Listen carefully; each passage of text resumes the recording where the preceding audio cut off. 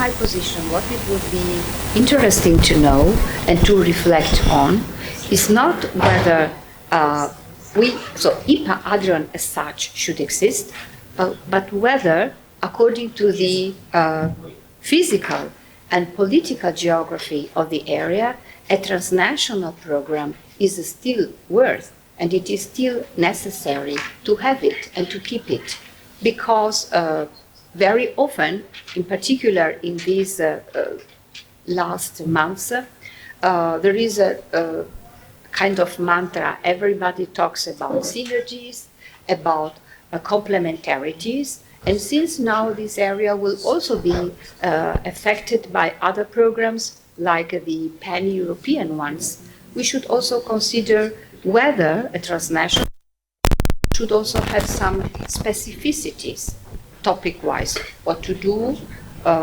or if we also take care of several topics, how to ensure complementarities with the other actors, I mean, with our peer colleagues in the other programs. So therefore, I would say that we are, if I may, perfectly on time in order to discuss this. I mean, inside IPA Adrian, the programming exercise has already started. Our task forces have already on place. We will have our next one in a few weeks. So this could be something that, in my personal opinion, should be worth to be discussed in the future months. Thank you. Thank you, Gilles. Thank you, Barbara.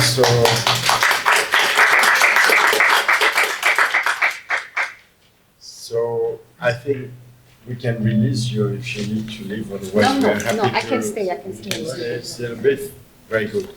Now I will call for the STEP project team, Nakstar and Jeff, to come on stage and to Nomisma. Okay.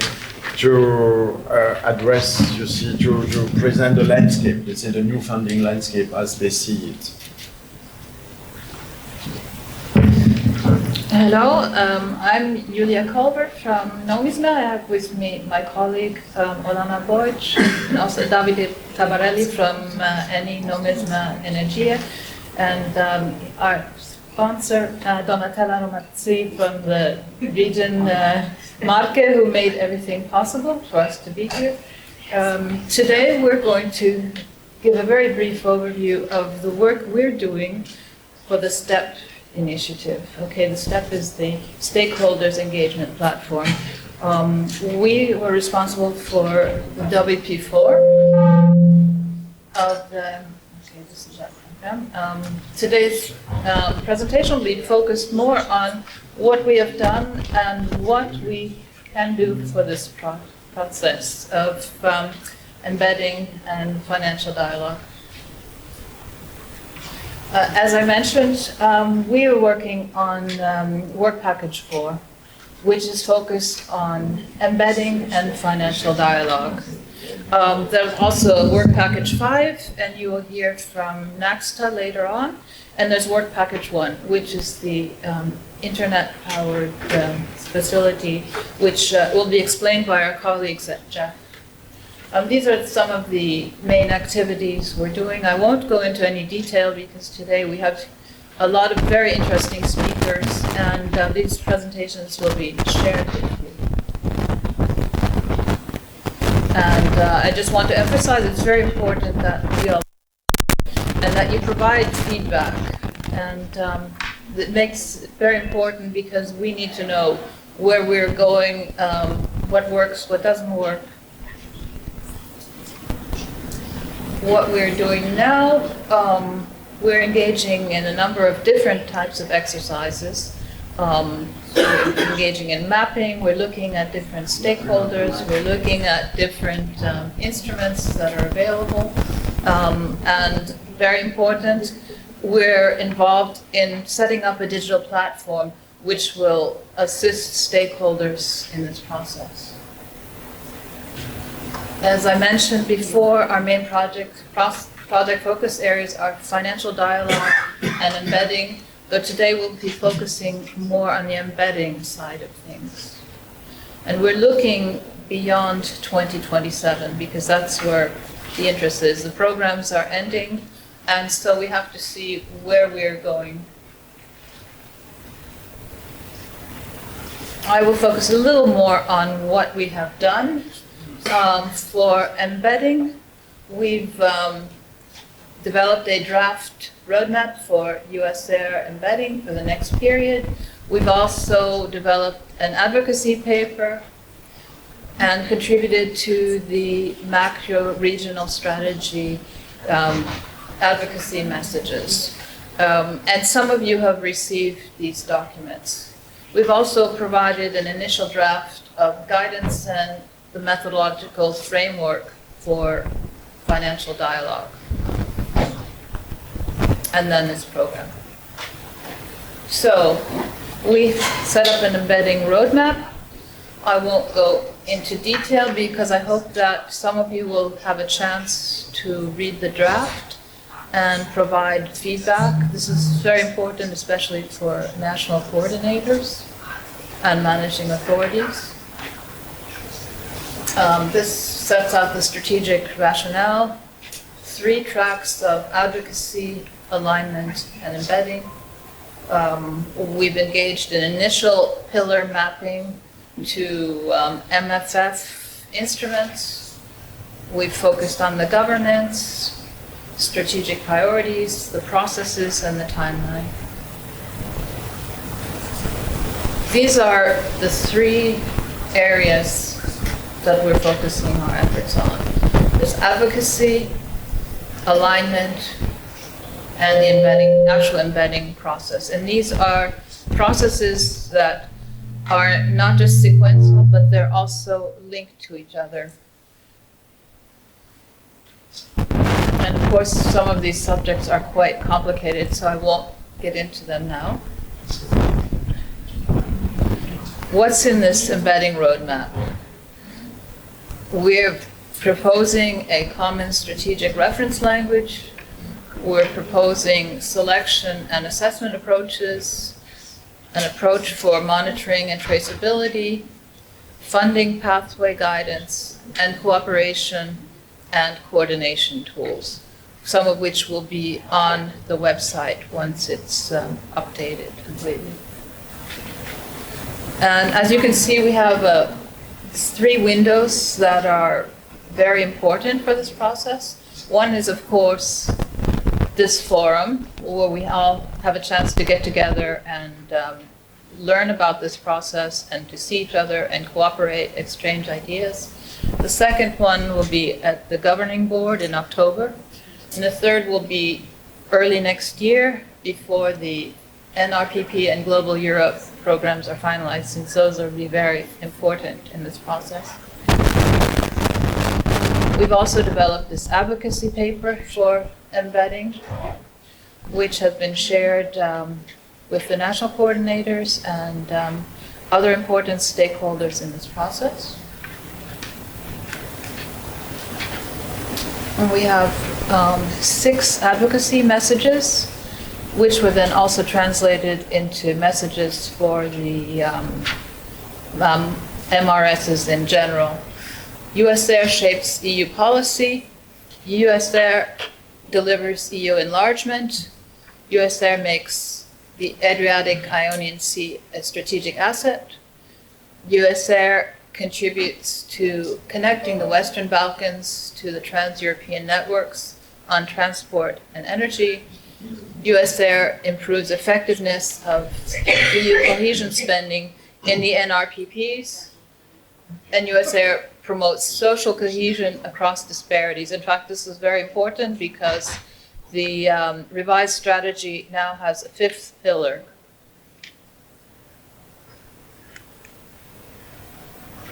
There's 3 streams of advocacy that are very important in this process, and we have some representatives of organizations, institutions who are involved in this.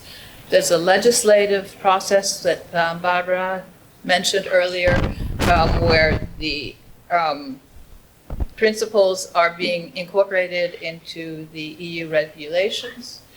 There's also the programming aspect, which will follow. And then the implementation. Why is implementation important? Programming and implementation are important because this also determines what the calls will be like. Yesterday I heard a lot of talk about the calls and how to respond to calls and whether the calls will allow me to do what I want to do. This is something that needs to be looked at very carefully. This is something that's behind our approach for financial dialogue. Unfortunately, Raymond Zakaria is not able to be with us today, but the message is we are launching this process, and in the future we'll be organizing financial dialogue events, and we'll be involving the different international financial institutions, but also private financial institutions, because there are a lot of private banks that are investing in this area, even banks from Austria, quite active, Raiffeisen, for example, some Italian banks as well. So behind what we're going to do, there's no dedicated budget for EUSAIR, but we can get around that by looking at what else there is in the constellation of programs. We propose to set up a mechanism, a structure for financial dialogue involving different institutions. And finally, we hope to establish a EUSAIR financial facility with the support of the market region, which has dedicated funding and also technical assistance to this, a lot of attention to this, and this is something that will be looked at and debated in the future. It's not an event, not a project, but it should be a permanent institution. And then the financial dialogue methodology will take place along a 4-phase methodology.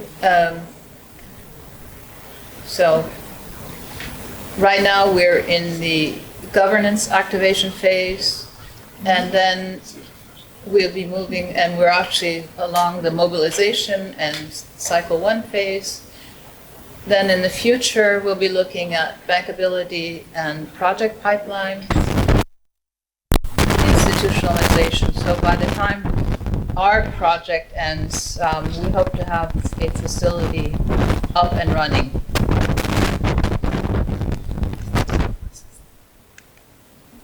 And that's it. Thank you. Thank you. Thank you. We have questions in the room. We have Nobody at this stage. We have work package 5. Our draft will be work package 1. And I think this will be very interesting to you because they will talk about this AI system that will help you with a number of different tasks. Okay, Jeff, are you there? Mr. Todini. Mr. Todini? Diego Todini, please. Yes, here. Morning. I can hear him, but he's not on. Let me get out of this. Can you hear me? Yes. Now we need to see you as well. Eccolo. Yeah, I'm gonna try to share my screen, but it doesn't work now.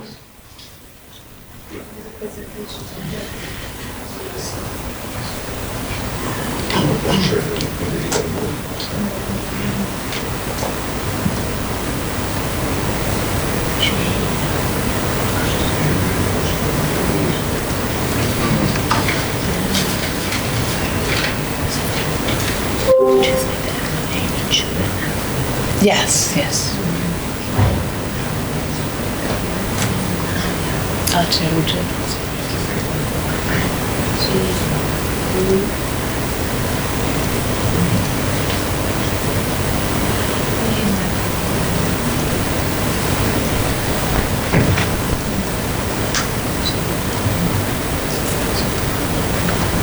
Okay, fantastic.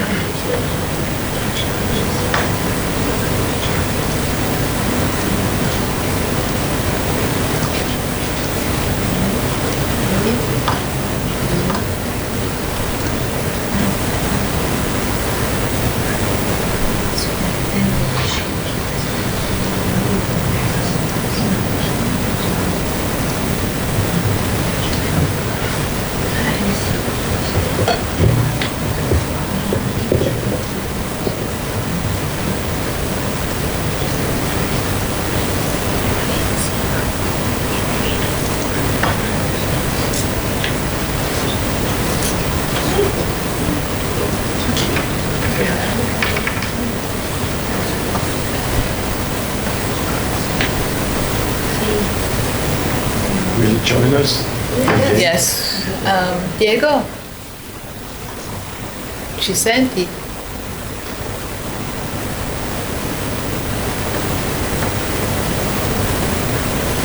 Diego, non ti senti? Diego. Yes, he was there earlier, but.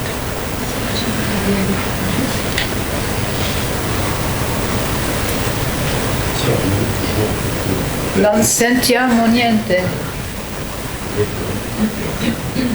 Di dov'è Diego? Nelle Marche. Possiamo parlare?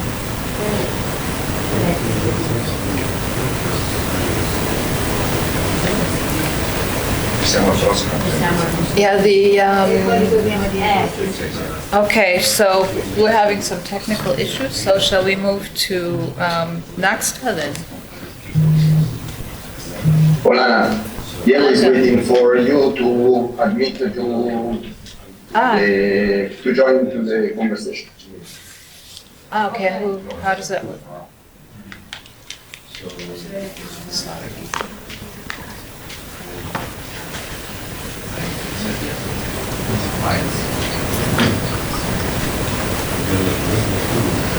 Do you see him?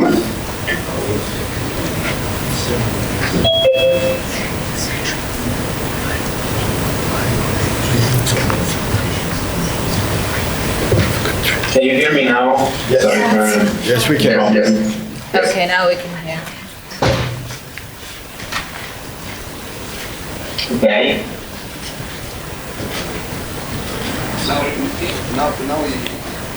You can share again the presentation.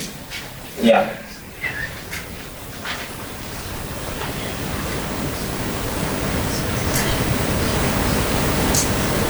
Hola, you can share again today. Okay, perfect. Okay. Can you see my screen now? You see eight? Yes, yes. Okay, so I can start. I'm Diego. I'm represent Just Company, and we are working on the new ESP platform. So today I will briefly present the new ESP platform and the implementation of AI inside it. As you can see, the new platform is created with a new graphic. It is the home page, and the first important point is that the previous platforms and tools have been unified into one single platform. And this means that users no longer need to move across different spaces to find information, collaborate, or follow activities. And the goal is very simple. So create one access point for cooperation, knowledge, and decision across the EUSAIR community. So for users, this means less time spent searching and easier access to opportunities, documents, and events, and useful information as well. It helps users to understand how to interact with the platform, even if they are not familiar with EUSAIR or with digital tools. And moving on, the new functionalities for the platform, one of the main innovations is the introduction of the AI into the ESP. And inside the platform, the AI can work through chatbots and expert AI agents. AI into the platform is designed to support users on relevant topics connected to the EUSAIR world. For instance, they can help users to find information, understand documents, explore previous activities, and improve their knowledge of the concepts already available in the platform. In simple terms, a user could ask questions such as, you can see here, what were the main outcome of the last Pillar 1 events, and the AI can produce a short summary and highlight the most important topics or possible follow-up actions. And the objective will be to make these AI experts even more operational. This means that they could support users not only in finding and summarizing information, but also in more practical activities, such as preparing documents, supporting procedures, or assisting users in everyday platform tasks. And another important functionality is in the live document collaboration. We implement a different tool because this means that different partners can work on the same document at the same time, and users can draft, revise, and connect on one shared document in real time. And AI can also support this process, and it can help summarize long text or translate content, suggest a structure for a document, or highlight missing information. And the platform also improves working group management with new graphic, as you see here.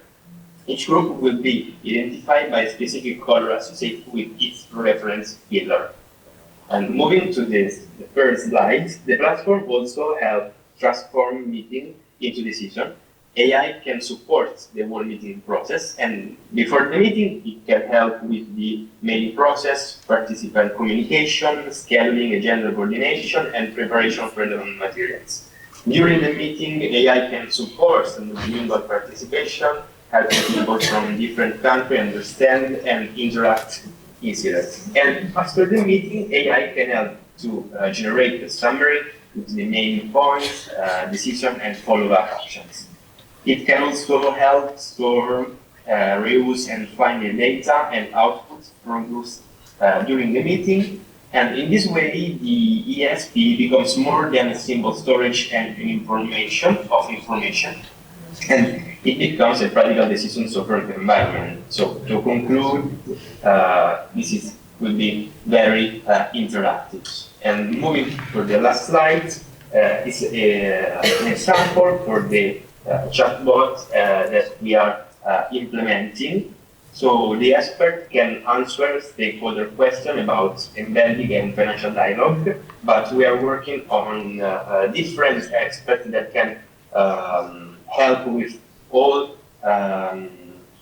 EUSAIR tasks and pillars, of course. And the important point is that it's not the only AI experts so we are creating, but the idea is to develop specialized AI experts for each EUSAIR pillar and so on. So in the future, users will not interact with a generic chatbot, but with AI assistants that are specifically trained and organized around the EUSAIR priorities, pillars, and thematic areas. This will make the platform much more useful because every user will be guided toward the information they need in a more direct, simple, and personalized way. To conclude, the ESP platform is currently in its final definition phase, and it will soon be online and accessible to everyone. The objective is to make cooperation with EUSAIR easier, faster, and more effective. And thanks to artificial intelligence, the platform will not only collect information, but will actively help the users understand it and connect and transform it into practical action. Here there is the link to the demo. As you can see on this chart, I asked to the experts for embedding in financial dialogue. I asked information about embedding process, and this is the his answer. But I can also ask someone else for this topic. Thank you. Thank you. I suggest maybe we move to the passports because we are running a bit Yes, out of time. yes.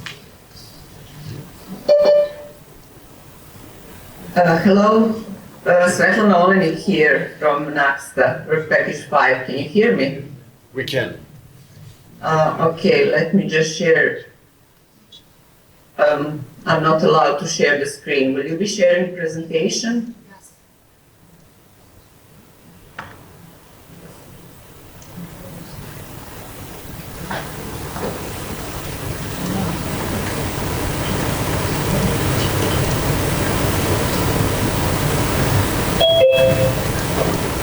Okay, good.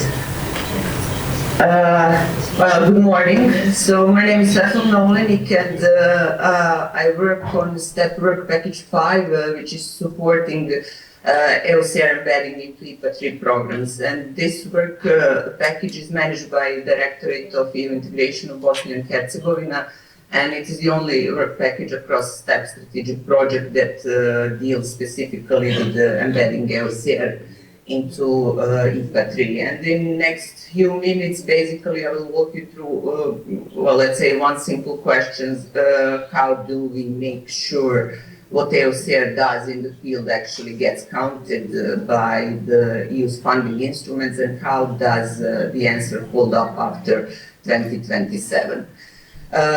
Two documents sit at the center of everything we did, and at the top, of course, is the EUSAIR action plan, which is the political agenda of the region telling what we want to do, with whom and why.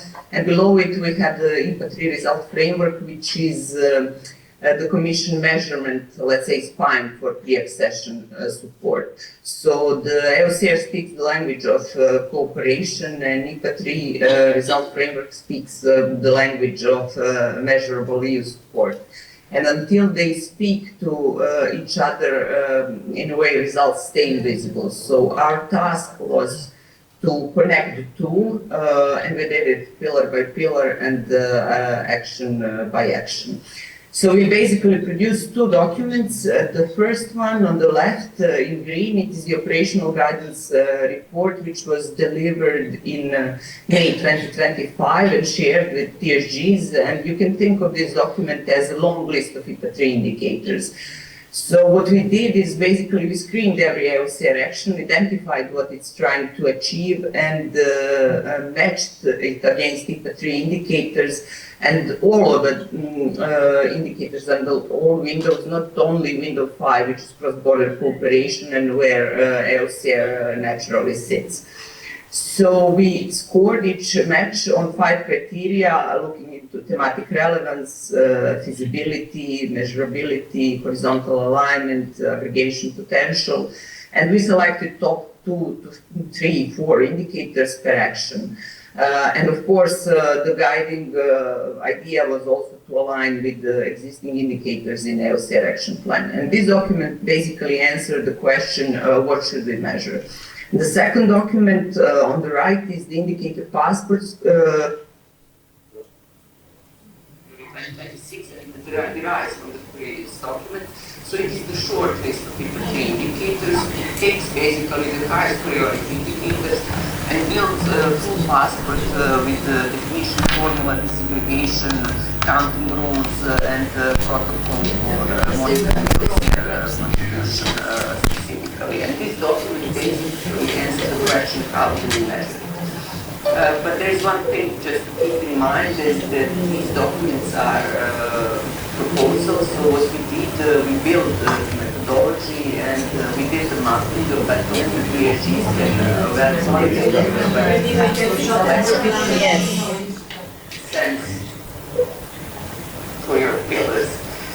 Yeah, 3 choices made the framework what it is, like microprinters, Alenka? Svetlana? Yes. Your presentation is not showing anymore, so just stop for a second while we get you reconnected. Unfortunately, some cable was disconnected. I can try to share again. No, it's not a problem. It's a problem here, I think. The technician's trying to get you reconnected. Yeah. Yes. Okay, I think it's coming back. I'll let you know when we can see your screen.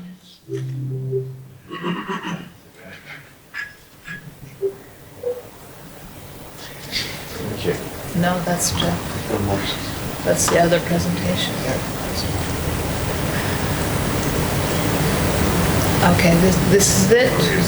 The 3 rules that hold the framework together? Yes, Okay, yes. okay. Please continue. So the 3 rules. So the first one, which I already said, is that we did not include level 1 indicators because these are Eurostat and SDG macro statistics, and they are kind of not moved by macro-regional cooperation and pretending otherwise kind of creates the noise. We focused on level 2 indicators, so these are the outputs and outcomes, so results that EUSAIR actions actually produce, and that EU support in a way can take credit for. And where 2 indicators could work, we picked the one that repeats across pillars. So cross-cutting indicators are what allow individual actions to roll up into a story the Commission can read at the EU level.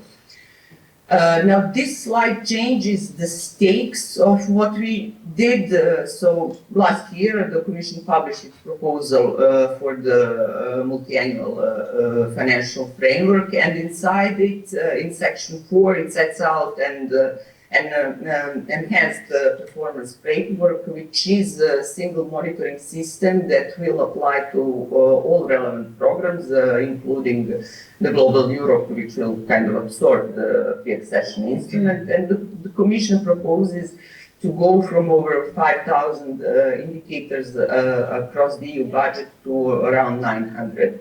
And the document is precise about what stays, and these are output and results indicators. Now, our work on shared performance assessment framework that I just explained is basically moving in the same direction. So we kept output and outcome indicators only.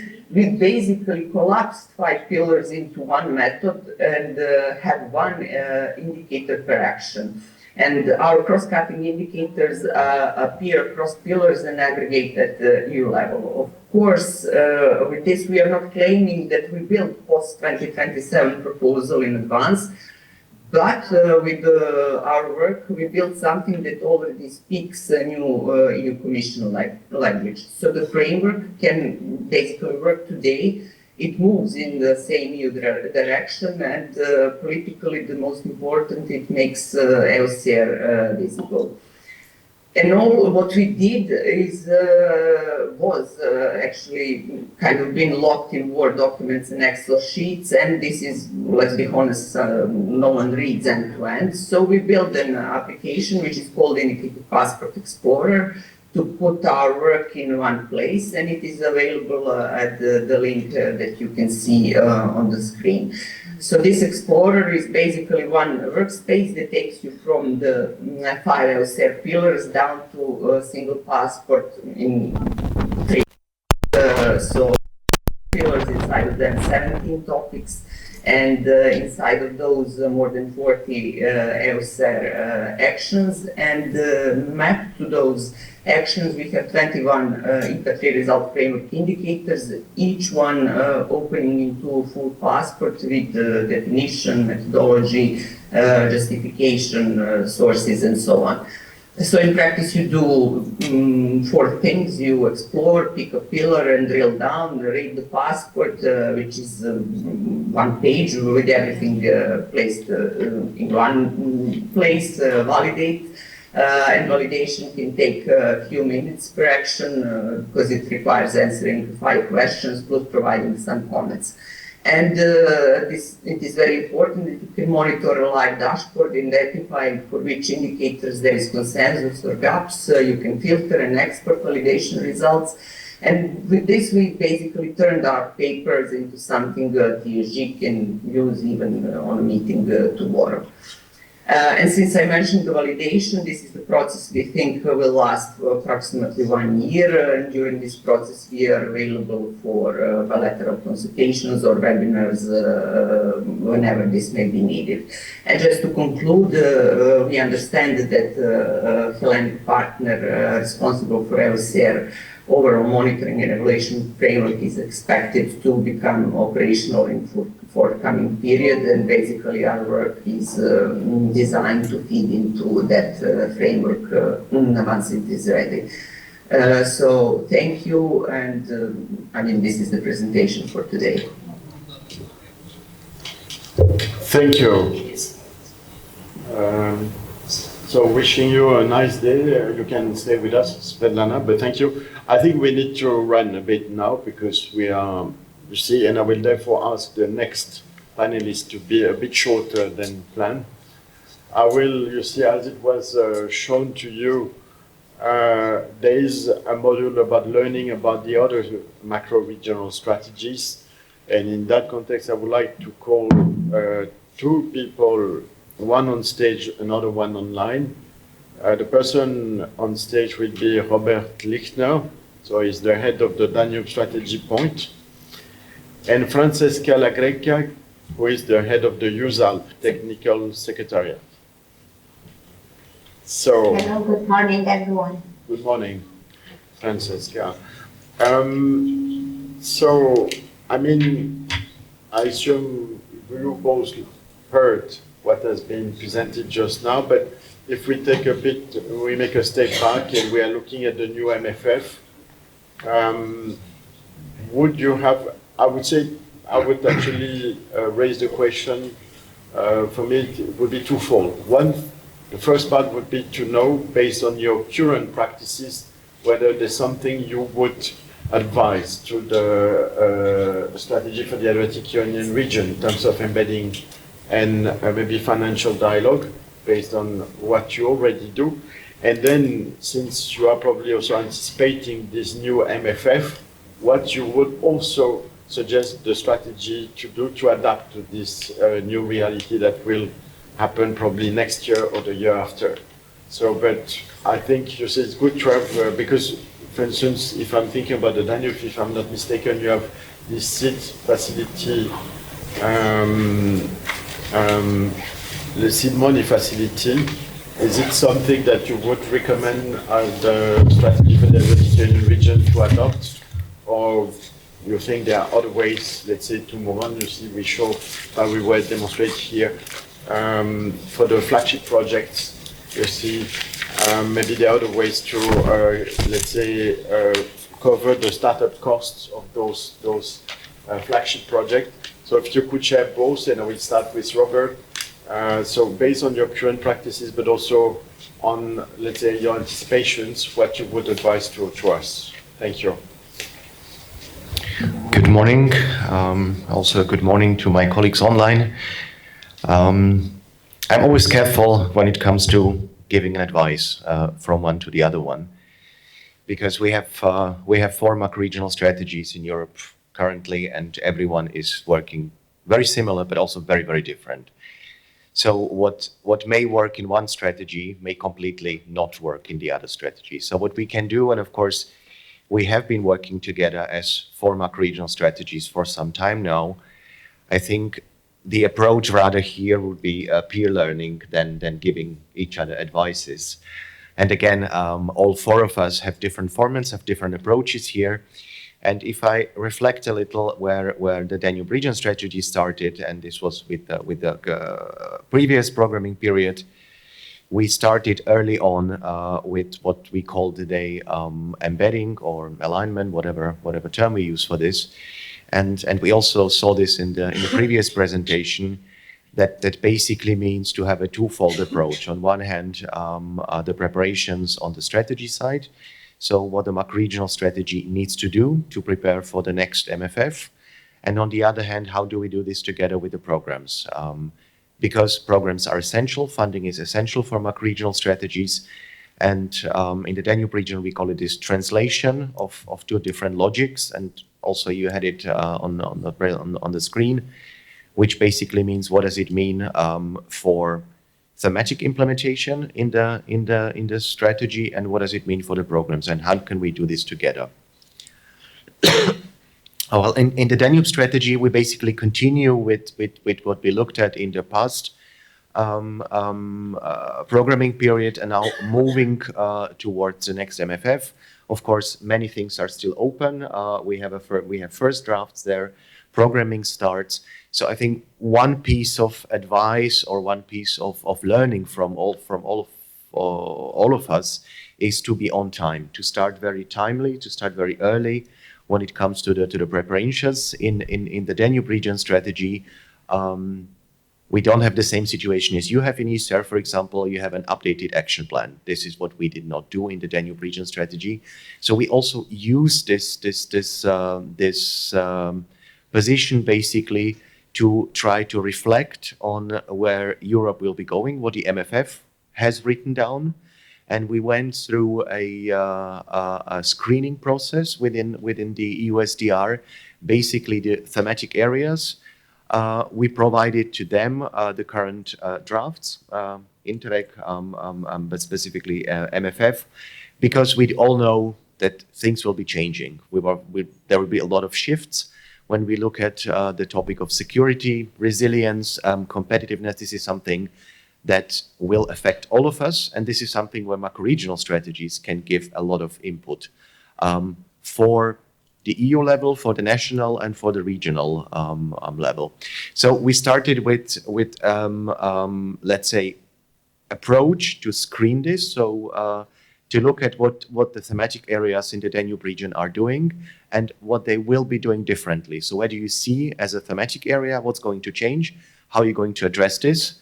And what funding source would you do for that? Would you choose for that?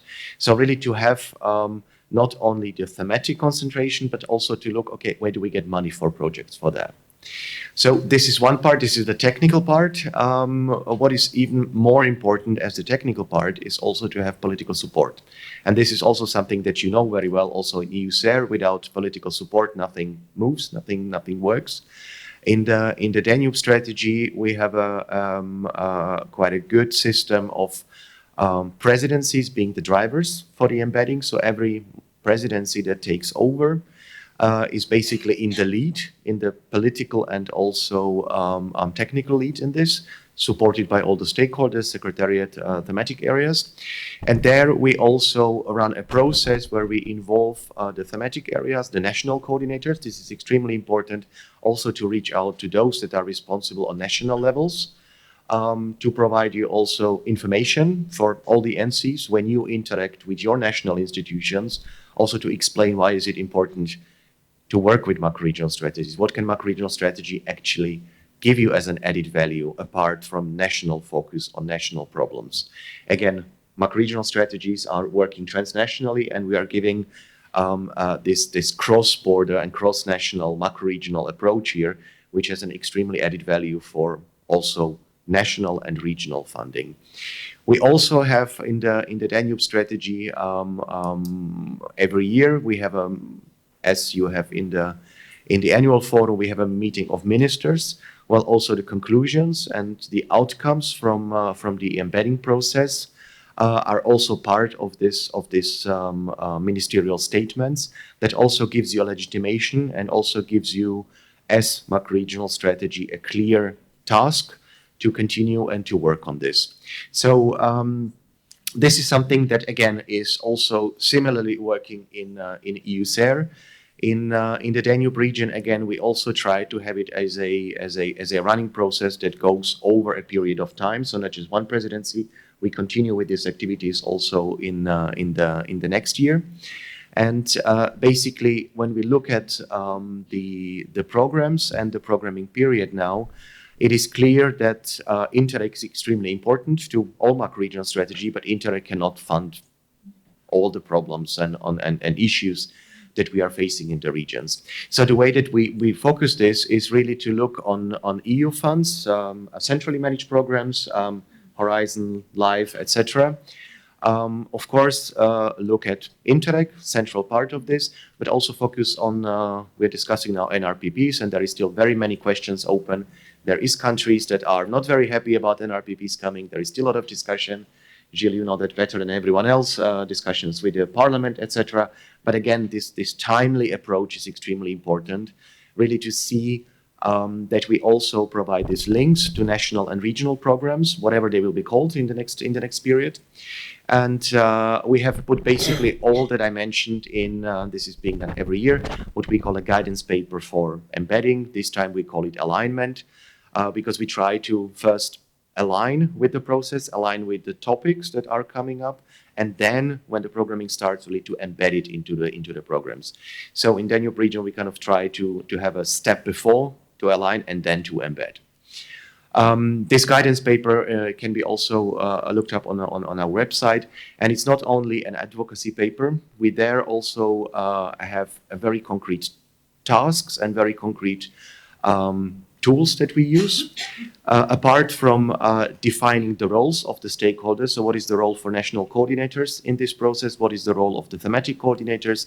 What is the role of the program? So also to explain to everyone that everyone in this process has his or her own role. And if we don't fulfill this role, if one of the links doesn't work, the whole process will not work. We also look at tools that we are using. So we have very concrete tools, like you mentioned, financial dialogues. We will also plan for the autumn, once the screening and matchmaking is done. So we have basically screened everything that is now here on a thematic level. And in autumn, we plan to have an on-site meeting where we bring together programs, managing authorities, from national, regional, Interreg. Maybe we're also lucky to get the colleagues from Horizon and Life to be with us, and to pick some topics, very limited topics that we will be discussing that are extremely important for the Danube strategy. Again, we are talking about competitiveness, security, you name it, there is new topics. So depending on the screening, we will try to have, you can call it financial dialogues, get everyone together and try to discuss how we continue in this process also for the next year. And Gilles, because you mentioned the SMF, the seed money facility, as also one of the tools here. This is something that the Danube Region program, that's the Interreg program, that is basically covering also the Danube Region program, and that is also providing funds for the governance of the EUSDR. This is one of the three tools how Interreg Danube Region program is supporting the strategy. Number one, it's the PACs, the thematic coordinators, so the projects of implementing the EUSDR are being funded by the Danube program. The secretariat is being funded by the Danube program, and the seed money facility is the third part. The seed money facility is a very interesting and a very focused support, where we try, the program and also in cooperation with the strategy, tries to prepare projects on a small scale, seed money. You basically get between 50 and 100,000 euro to prepare a project that you can then take and submit to Life, Horizon, Interreg, Central Europe, so to all the big programs. It's basically a preparation facility. We had already 2 calls in the Danube region, and what we had learned from this is that it was extremely good that the thematic coordinators are involved. So this is not just a program doing it on its own, but also the PACs, the thematic coordinators, are part of the evaluation process. So there you have a very direct link between the program, the projects, and the strategy. And this has worked really well in the past. We had in the last call 35 projects that were funded. In the assessment, every project that is being submitted is also focusing on enlargement. This is also something that is extremely important and must deliver to the Danube strategy. This is also something that is the baseline for these projects. We have now 16 out of these 35 projects that have prepared already big projects that will be going for Horizon Life. And I looked it up in the morning. We have, so the most programs that they go to is Horizon, obviously, Danube Region program, Erasmus Plus, Central Europe program, and also Life program. So this is a very good tool that we have been using, and we also assume that this will be also continued in the future again. And this is something that is a very direct cooperation between the program and the strategy, really, when it shows how we can align and how we can do things together. So from this learning, and this is something that we'll also look in how this will be done in our embedding or alignment process. We are also preparing and monitoring from the past period and see what we can learn from the past, from the running period. What were the mistakes, what were the learnings, what should be avoided, and what can we actually take when it really then comes to the embedding in this program. Last thing, enlargement is also an extremely important part, same way as it is in EUSAIR, also in the Danube region program and in the Danube strategy. So that means that the involvement of accession countries will continue as an important part, also when it comes to embedding.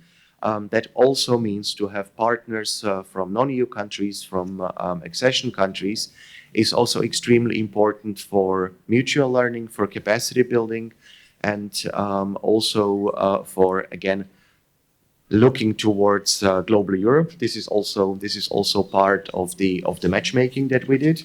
So global Europe is also part of the process that we are running now, same way as all other financial resources, Horizon, Life, Interact, and etc. So it's being done hand in hand, and again, this matchmaking is being done for all the programs. I hope I wasn't too long. Thank you. Thanks, Robert. Oh, thank you, Robert. Indeed, Francesca, I will ask you to try to express your take in 5 minutes, because I would like still to leave some time to the next, let's say, the other speakers. But you were not too long. You see, it was, I think, extremely useful for the audience. I want to assure you. But Francesca, so what would be your take on this? You see, from a EUSAIR perspective. Over to you. Yes. So I try to really be concise. I totally agree with what Robert said, and we are still confronting on this item in many situations with the other regional strategies, and this is really useful also for us. As for the EUSAIR strategy, actually the situation is that we have a new action plan approved last December, so this is really important for us because this is really an important document through which we could start discussing with all the other European programs. And of course, we have all the 9 thematic work plans for the next 3 years approved since last April. And so, of course, we have a lot of material that we could use in order also to align and to start embed priorities and objectives of our strategies in the different programs. Of course, we started last year with some capacity building workshop on the thematic alignment and funding the thematic opportunities for each thematic action group in our strategy from the technical point of view. But of course, we are still working really a lot on not only on the alignment of the topics, but also on a structured way of work in order to propose a sort of toolkit of best practices and of activities through which we could work together with the European programs, starting from the Interact ones, in order to cooperate better, to make information, results, and activities of each project circulating into our strategy, also in order to look at these results and how these results contribute to our priority and objectives, because this is really important. And we learned from the past that we have a lot of projects that are still contributing and that are perfectly aligned with our priorities and objectives, but we have no all the information that we need in order to capitalize better this project. And this is another important thing on which we start reflecting with the Alpine Space program, that is our Interact program, that is our reference because we are financed by the Interact Alpine Space program. And The territory eligible for this program is the same that we have in the strategy, so all the projects that are in this Interreg program are more or less embedded in our strategy.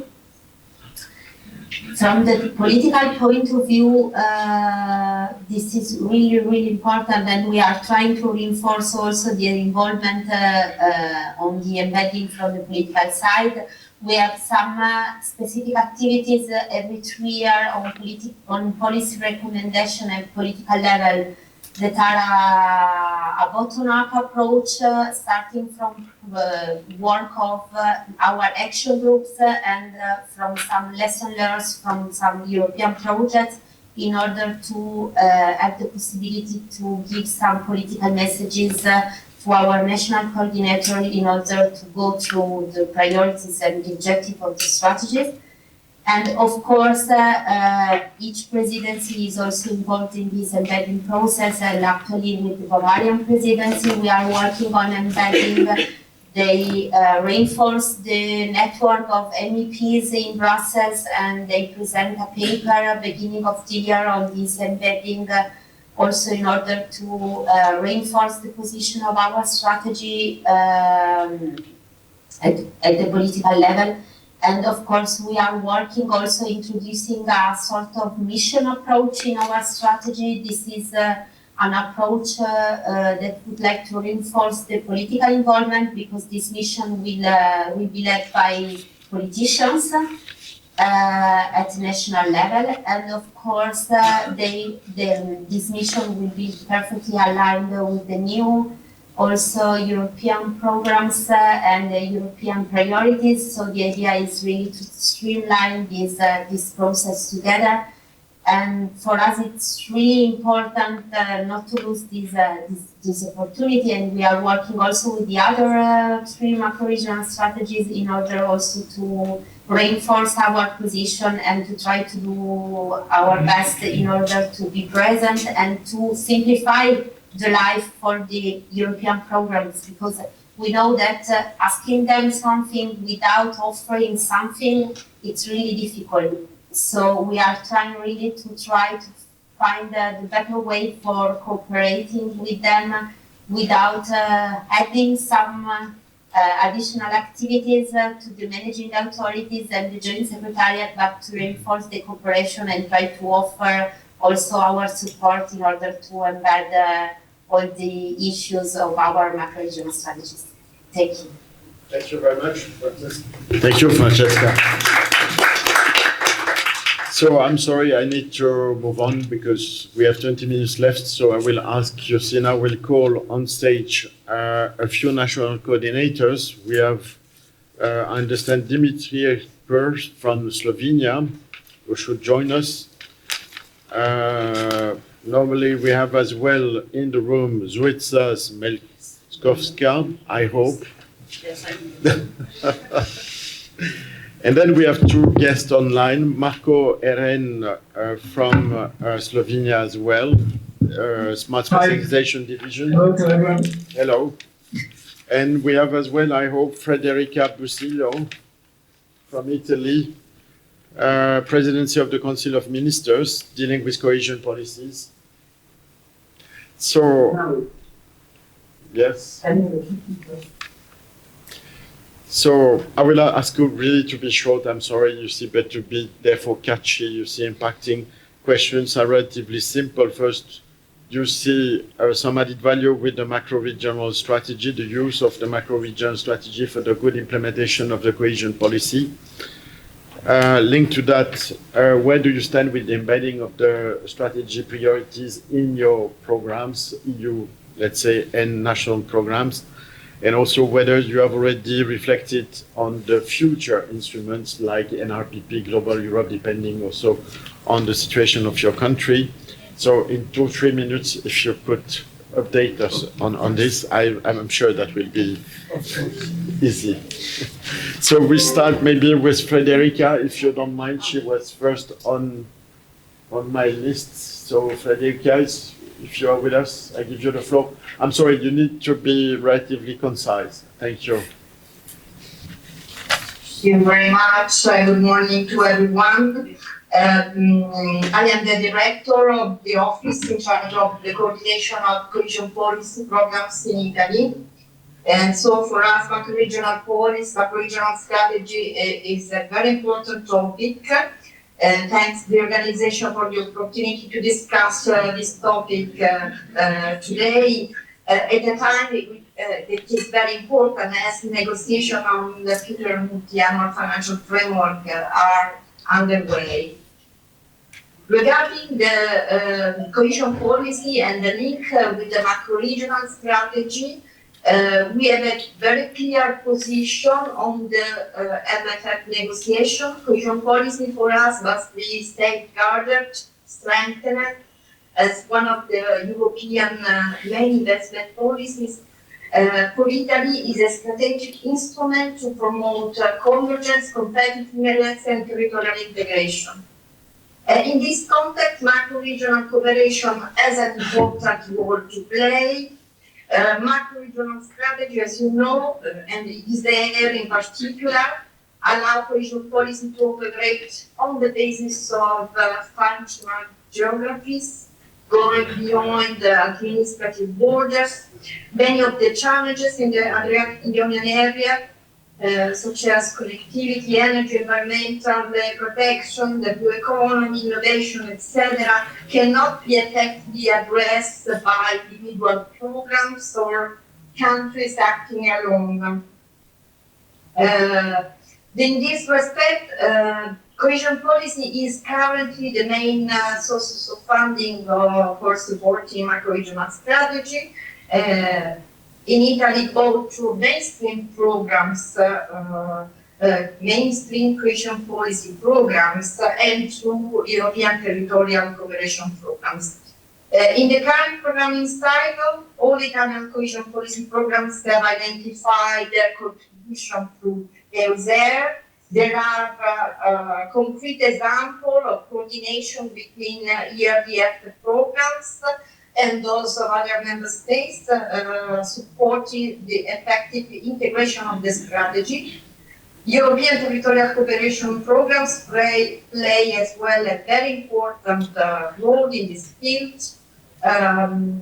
We have example of Italian-led internet programs that has experimented and advanced integrations in the field of embedding the EUSAIR strategy by funding flagship projects or aligning project selection criteria with the EUSAIR priorities.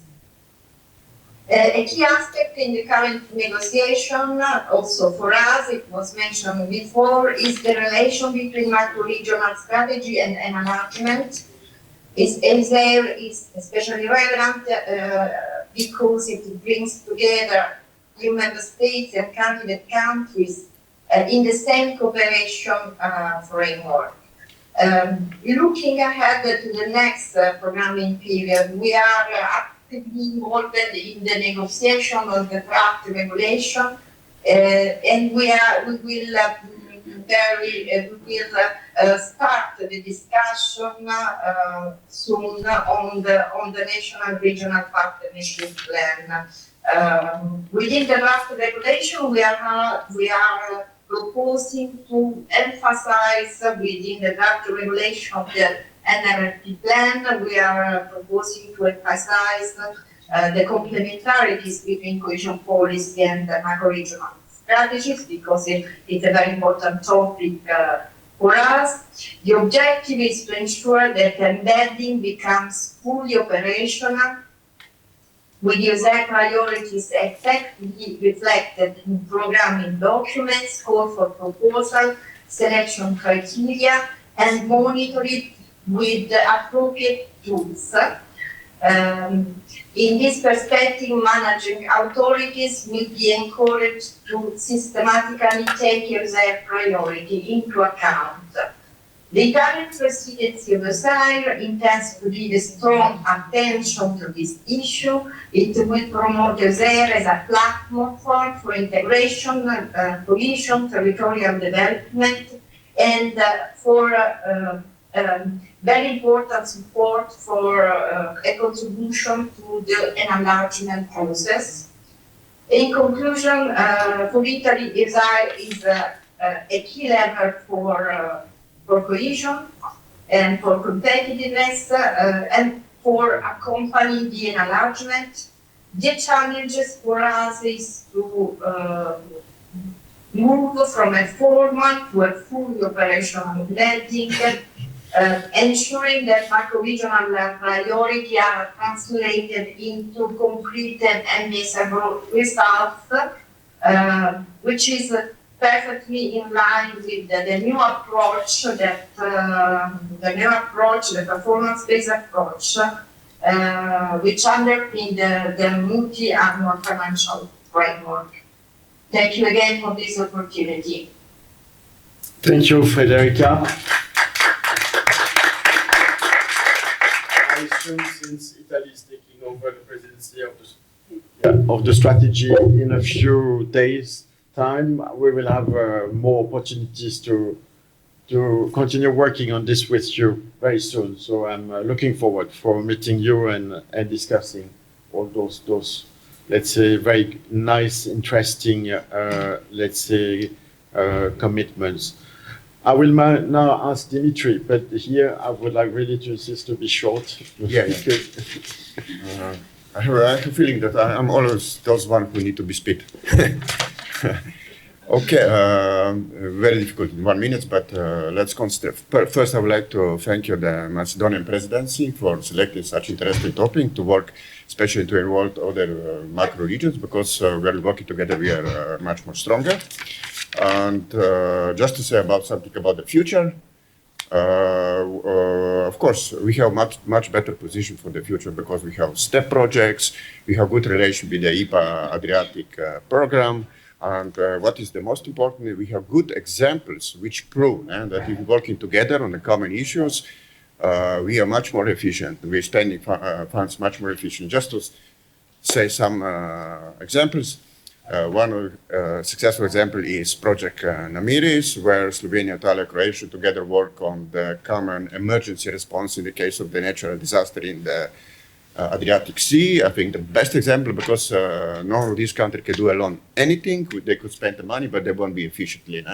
The second project is Youth Popri, where the young people have possibility to get the business and innovation skill. You can do this at the level of Italy, you can do it on the level of Slovenia, but they won't be so much successful if we don't do it together. The young people need to exchange the experience. Also, the one good example is Adrian's cycle tour. This is cycle tour from Italia to Greece. Will be the funds will be much more effective, spending more effective. There will be by the territorial effect. If you're doing it just in Slovenia and Italy, or between Slovenia and Italy, it's okay. But of course, will be more exchange of experience and more territorial impact if you're doing it in the large scale. So the key message is that many cohesion projects wouldn't be achieved such scale and such visibility without the macro region framework. For the future, I must say that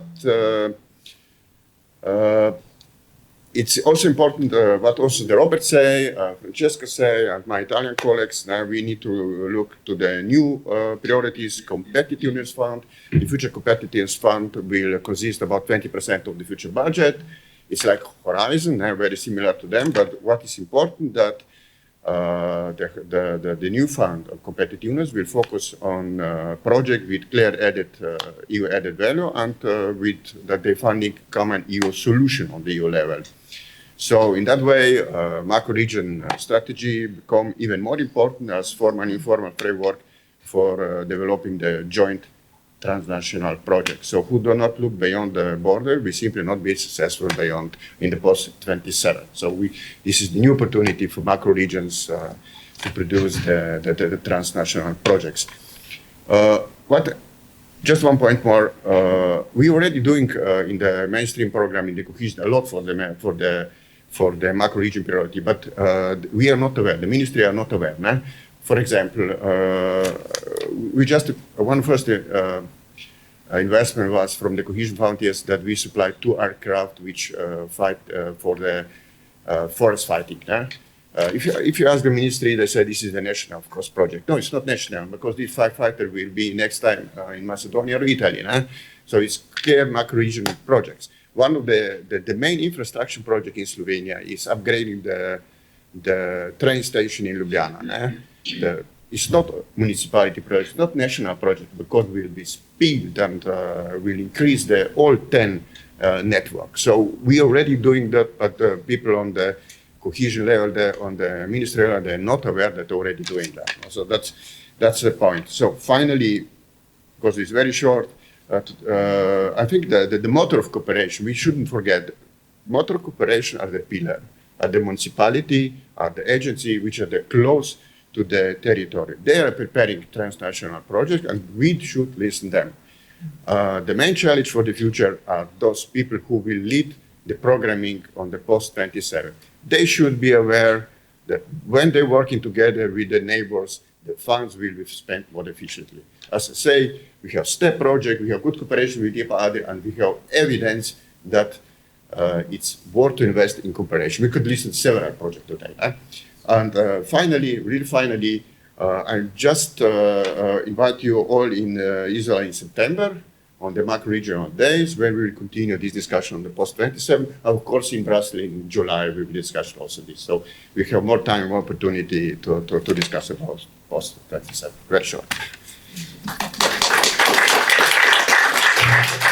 Thank you very much, Dimitri. Marco, I will ask you also to shortly contribute to the question. So I hope you are with us. Yes, Marco is my colleague. Marco is from Managing Authority and from National Authority.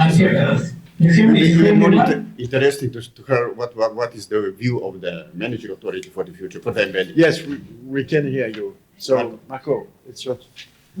Good. First of all, thank you for having us here as Managing Authority. I serve as the head of unit for smart specialization, and I'm happy that the incoming presidency is having research and innovation on the priority list, since it's key for the competitiveness of the European Union, the streamlining of financing effort for scaling of the innovation that is incubated in our knowledge communities. So for Slovenia, it is particularly important to use all possible vehicles of collaboration in terms of inter-regional collaboration, since our economy depends on value chains. We are niche producers and in European value chains, and the international collaboration for us is substantial for maintaining competitiveness. In terms of the programming of next financial perspective, we therefore advocated and did stand behind the current concept of mapping of priorities via smart specialization, since it brought results not only because of the mapping of regional priorities themselves, but also because of structuring of collaboration between managing authorities, between public authorities. As Dimitri correctly said, the business is done in municipalities on the ground, so it is important to involve all necessary stakeholders. It is to say that EUSAIR is doing its job, particularly in light of what Robert previously repeated several times concerning the Danube macro-region experience, namely the timing. Normally, the main barrier of success is the lack of time. Time is running. And if the project pipelines in terms of prioritization and investments are not ready, then we are missing opportunities. EUSAIR was launching creation of a study on preparation on operation logic for innovation, which goes beyond mapping of priorities. It goes directly into engaging stakeholders concretely on investment projects and engaging the financial sources, so mapping the blended means of finance. This is extremely important, particularly in light of incoming competitiveness fund. We should view MRPP as upstream synergy measure to prepare our stakeholders for competitiveness fund. In our case, in Slovenia, we are aware of the fact that since until now, the cohesion envelope was crucial for research and innovation. After the 27, the key resources will be revolving funds and cohesion and competitiveness fund. So we should gear our stakeholders to get ready with the investment-ready projects for competitiveness funds. Read the metrics that was until now played around Horizon and other centralized projects. In this sense, it is of extreme importance to make this study of EUSAIR workable and very concrete in terms of engagement of private companies, private money, and public authorities that would implement the project. This is from my side for now. Thank you.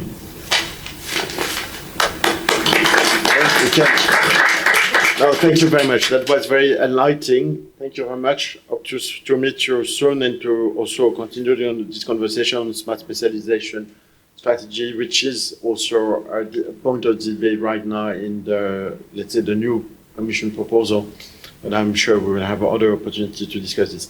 Now we'll turn to the presidency still for a few days and ask North Macedonia what you think, you see, from your perspective, you see on those different issues. Thank you. Yeah, thank you, Gilles. I will try to be as short as possible. If we speak about the previous programming period, unfortunately, we were not, let's say, we haven't had the chance to experience the embedding process as we joined EUSAIR a bit late, and the things were quite defined, let's say. So we didn't have a classic embedding process as we are talking about in the framework of EUSAIR, or we would like to have in the framework of EUSAIR linked to the mainstream programs, because as it was said previously by other speakers, we can rely on the territorial cooperation programs and on other supporting programs, but if we don't have the main source of funding, which in our case still is IPA and in the future will be linked with the Global Europe instrument, there is not room for big investments. In any case, even though we didn't have proper, let's say, by the book embedding, we can identify a number of projects, as Dimitri previously said, number of projects which are aligned with the EUSAIR priorities, with EUSAIR areas of cooperation, and which have regional, so cross-border, but also transnational impact. Most of them are in the areas of connectivity, so the corridors, we have also the energy system, but we can also speak about the environment, about protection of the rivers and biodiversities, which we share with the rest of the countries. So for the coming period, it's very nice that now we have been in the strategy for 5 years, so we have witnessed many processes and improving the strategies, improving its processes. We have a number of supporting projects which are working on embedding, but it's crucial, to then transfer what we are doing in the strategy in our countries and to actually have proper embedding now when we are starting, when we are having the new financial period. For accession countries, it's crucial because, we are all aware how the funds are managed for, the national packages, what we used to call them, through DG ENEST and the respective delegations in the countries. So it is of crucial importance to have their active involvement, and for EUSAIR to be recognized as one of the key strategies around which the future instruments in the pre-accession countries will be developed. Of course, everything depends on the scope, on how these future instruments will be formulated. But I'm sure that with good cooperation and coordination among all actors, sufficient level of results can be achieved. So I can speak more, but I will stop here. Yes, in the interest of the time, and thank you for having me in the panel and for giving me the opportunity to present our case. Thank you. Thank you very much. So you see, we move now to the last, let's say, last part, which will be short because there is only one speaker, Lavre. I will ask you to join me. Thank you very much again.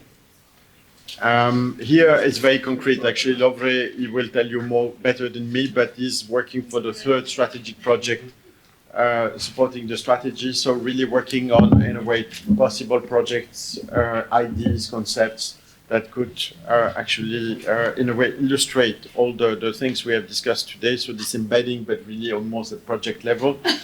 In that case, first I will ask you to be short, as you might imagine, but also to ask you nonetheless to tell us where you think you saw, based on your experience, good projects that became fundable, you see, or where the sectors where those fundable projects are the most, let's say, frequent, and the sector where, on the contrary, it's much more difficult to develop interesting concepts, again, in this, in the framework of the strategies.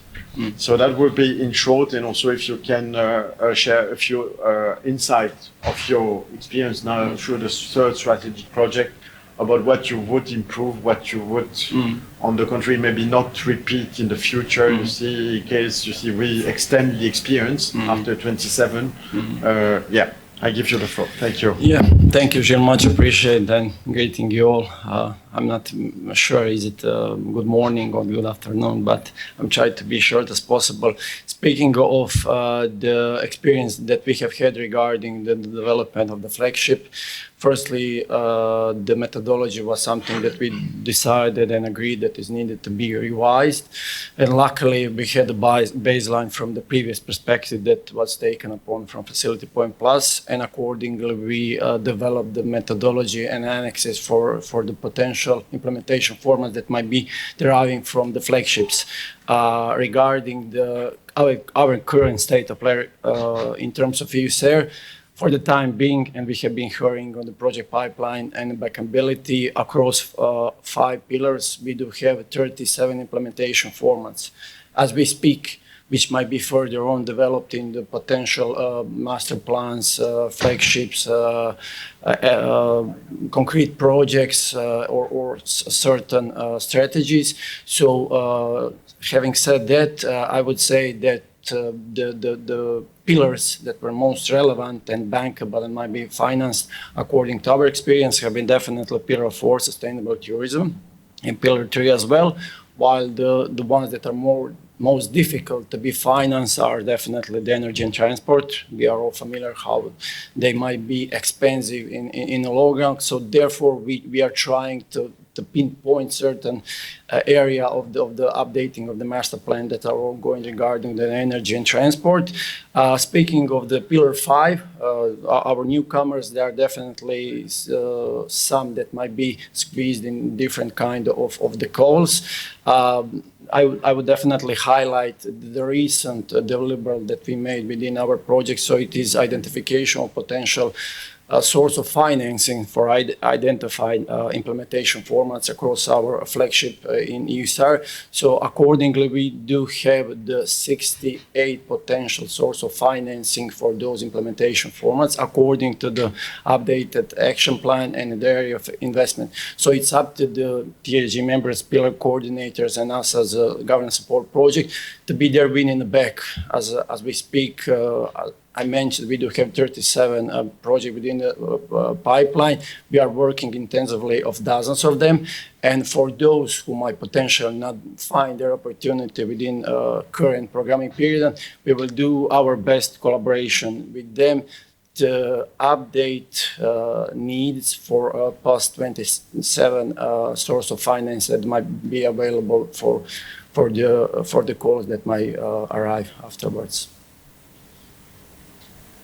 Thank you. No, I think if you don't mind, you see, I will maybe leave it here because we are already out of time, but that's very interesting. I think it illustrates very concretely, you see how also all those probably relatively high-level discussion turn into very concrete project. In that respect, you are a very important, I think, piece of the puzzle that we try to build up.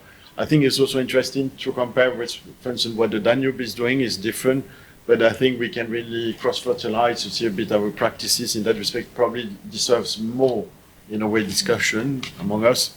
But that's, I think, extremely encouraging. I must say also, it's in a way still a bit new because this strategy project was created in this programming period. Exactly. After long discussion, let us put it like this.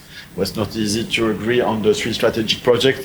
But at least personally, I find very encouraging. You see what you have already done. So I would like to thank you very much for this. You see, this is extremely concrete, very tangible. I think it's really what we need also in the context of the revised action plan to demonstrate that really the strategy can deliver something, let's say, tangible, that even citizens can sense. So in that respect, thank you very much. If it's okay with you, I will stop here because I see in the back of the room a gentleman that I know relatively well who will join us actually to now share the point of view of the delegation and maybe DGNS. I don't know if I have also online Enrica Chiosa for the final words. So we are talking about the alignment of our priorities. And thank you very much, Lavre. So I will call Stefan on stage. And Enrica is with us. Hello. Same.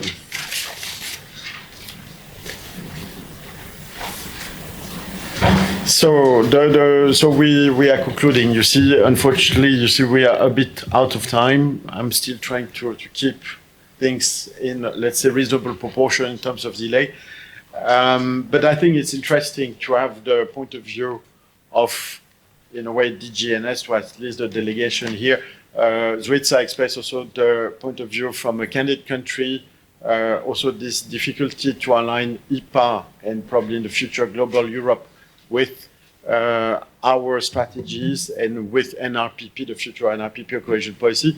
It's normal. I think also sometimes it's not necessary to align everything, but there is nonetheless a need for coordination. So I would like to thank very much Stefan. You seem to be with us, and I will give him the floor now. Please. Thank you very much, Gilles, and colleagues, ladies and gentlemen, and those who are online and here physically. That you're delayed is your luck, because I need to be very short, because I need to quickly to be in another place. So I will keep it very brief. Thank you for the invitation and to come in shortly from our perspective on, to get the EU delegation perspective on an example of North Macedonia, but I think a lot of the elements can be taken for any Western Balkan country, which is obviously different than member states, but also different than any other country in the world, because we have the enlargement perspective. So, you know, we are not in the world of development aid, we are in the world of pre-accession assistance, where we want to support the country in the reform processes. And this has indeed changed in the last years, decades, unfortunately, as the process is quite lengthy for the Western Balkans. And we are now already in the third IPA round, in the third 7-year cycle. So we are all hoping that we don't see an IPA 4 in the new financial framework, and it doesn't look like that. But we will have this global instrument that you have been also discussing, where we hope for more flexibility, that we have more timely possibilities and tools on how we can address the financial assistance. But what we can see is a trend, and I'm simplifying a bit, that we will move from project support to reform support. And this is where we need to change our mindset and our thinking on how can we all be complementary with whatever comes. And that obviously also takes into account the DG Regio portfolio. What does that mean? Until now, we have contracted somebody to do something to support the country in its whatever strategy, action plan, and we paid against these expenses. The future will more look like that as it is in the member states, that we will carve out together with the countries a plan. What are the priorities, the strategies, the reform measures, and then once achieved, funds will flow. Now, how the country achieves this is the responsibility of the country. So we will not follow the money through. So we will not, engage somebody and pay against expenses to help the country to achieve something. So this is the big change that we are expecting. It is already happening now. The Western Balkans have already the growth plan, which you may have heard of. The growth plan for the Western Balkans, which is a 6 billion instrument overall, now with a mixed bucket of how the countries are performing. But here in North Macedonia, we are among the 3 performers. So the country is implementing the reforms. They are reporting against the achievements. We are assessing, and then funds are flowing. So we believe this is a very good test case for the new MFF. Because if we would not have had the experiences of the growth plan, it would be very, very difficult and challenging to come into the new MFF unprepared with this. Now, will we stay completely out of this without projects? No. We will obviously continue very specific and dedicated instruments when it gets to civil society facility, democracy and human rights. So we will still continue to be a reliable partner in there.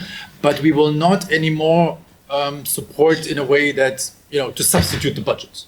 We will not repair, refurbish, but if we look into investments, it will be always a blending mechanisms together with the IFIs. It will go through the Western Balkans investment facilities, where we hope that we can have with the grant funding the biggest leverage, that we can say, okay, our portion is grant together with a loan, and together with national funding, we'll be able to do so. So it's soft reforms and payment and investments in the same thing. Now until the end of 27 with this growth plan, and then in preparation for the new MFF. So we hope that therewith we are best placed to do this, but it will depend a lot on the country, and it will trigger a higher responsibility from the countries, from the governments, from the ministries. It requires coordination, it requires absorption capacity, but the idea is to get with this better in shape to become a member state. To say, okay, this is how it will look like in the future when you are there, because you need to do this, but how you get there is your business. We are there to help you, but it's your responsibility. If you don't have the expertise, you need to go to the market and buy it. So you can outsource the things, but you cannot, from us, also have a project to achieve this. So in a nutshell, this is how it will look like from our side, and it will require this enormous coordination with everybody and everything, member states, regional projects, our assistance, national funds, and this is where the big challenge is for all of us. But we believe we are in a good way, and it's a twist, it's a big change for the country and for us, but we believe therewith we will prepare the countries better for membership. Thank you very much. I don't think I will. I will turn. I don't know if Enrica is with us, but I would like to. I don't believe so. I think she also went to another session. Very good. No, but Stefan, many thanks for this insight. This is concluding actually this session. As you understand, there are still quite some uncertainties, let's say, on the way, but nonetheless, as Stefan mentioned.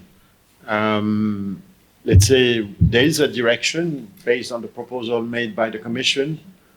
We need to work on that as well. As you see, there are different levels, let's say, of reflection. I also think that this, let's say, cooperation among the strategies that will also take place in Brussels in July, because we will have the strategy days, so there will be an opportunity to continue the reflection, is very important. It's also important, this advocacy work, which was mentioned. There is also a necessity probably to strengthen the legal references to the strategies in the future text. So in that respect, I think also the presentation were very clear on the way, you see, the way to activate maybe more all those elements. And therefore, I trust that in the next programming period, we will be even better on those ideas of embedding, although the word embedding might be not anymore so popular. You know, we like changing, you see, our keywords. So it might be another term that we will use, but the idea, the concept will remain. And in that respect, obviously, it will also very much depend on you. You see all the people in this room, you see to also preach in a way, you see, to convince, you see, the colleagues around you to pay attention to this complex environment and the way we can better align our work, because we're talking really about the EU added value. That's really what we are targeting, is to create this EU added value. So I would like to thank you, wish you a very nice day. Thank again Stefan for his time, and thanks all the participants and the panelists. And yeah, see you soon. Bye-bye.